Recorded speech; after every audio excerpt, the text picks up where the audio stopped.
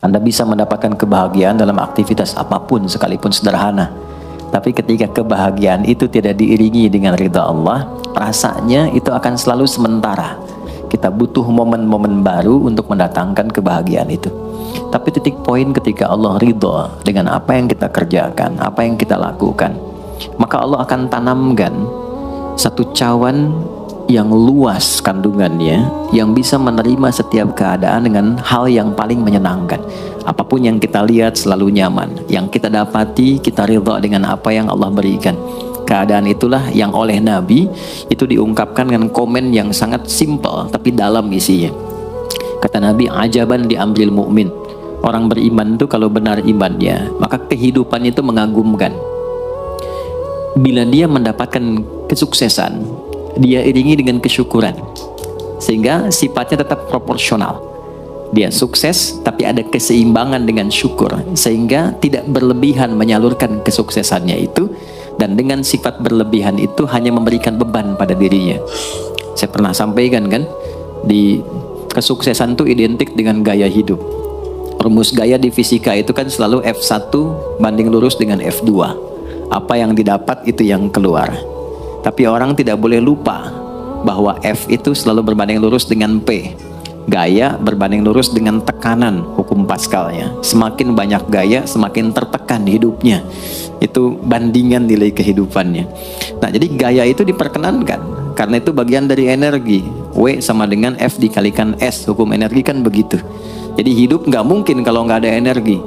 Tapi energi yang terbaik itu akan dihasilkan membawa kesuksesan, kebahagiaan ketika ridha Allah tertanam. Saat dia sukses, dia bersyukur sehingga proporsional. Saat dia merasakan duka pun dia nyaman karena punya sabar. Nah, sabar itu mahal. Di Jepang ada banjir, itu bisa minta maafnya luar biasa, tak tahan dia bunuh diri. Di kita banjir bisa berenang. Itu gambaran. Cuma kalau nggak seimbang repot juga. Nah, membangun keseimbangan itu butuh konektivitas yang kuat dengan Allah. Konektivitas itulah yang dalam bahasa agama disebut dengan sholat namanya. Ya, di pertemuan lalu kita sudah mencakup beberapa bagian dari sholat itu. Tapi saya ingin tekankan sedikit untuk menguatkan. Sholat berasal dari kata wasala atau silatun. Dasarnya kata wasala yang berarti terkoneksi dengan kuat, terhubung dengan erat. Kita pernah dengar istilah silaturahmi kan? Ya kan? Kalau kita kumpul, bahasa kerennya saya mau silaturahmi kan? Tapi goalnya tercapai nggak? Ya, silaturahmi itu kan dari kata silah, terhubung dengan erat, rasa sayang dan perhatian. Sehingga parameternya itu bukan saat datang. Kalau datang kita nyapa wajar karena orangnya ada.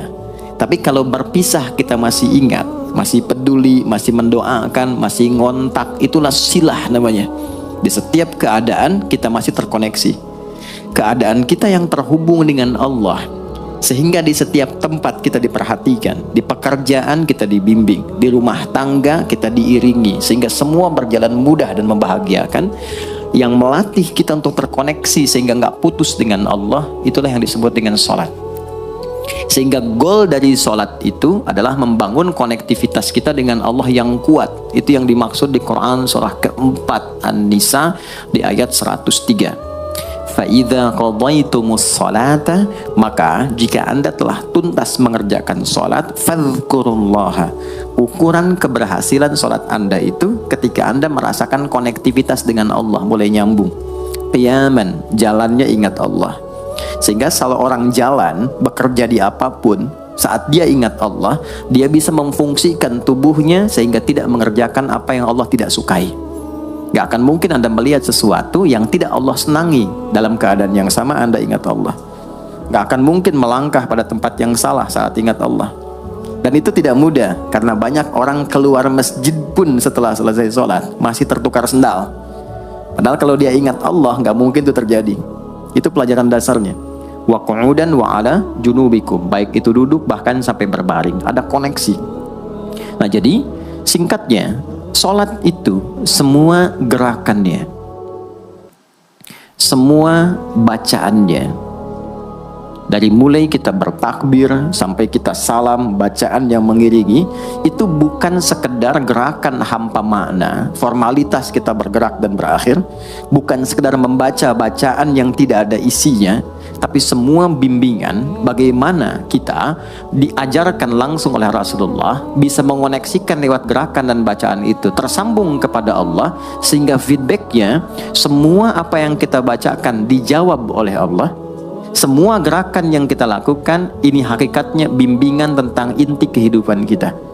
Jadi di sholat itu ada bacaan, ada gerakan, ada hikmah, ada maknanya semua. Jadi bukan kita takbir begini hampa saja. Tidak. Kenapa mesti begini? Kenapa tangan yang kanan menutup yang kiri? Kenapa bacaannya setelah itu ada iftitah, ada al-fatihah? Itu ada maknanya.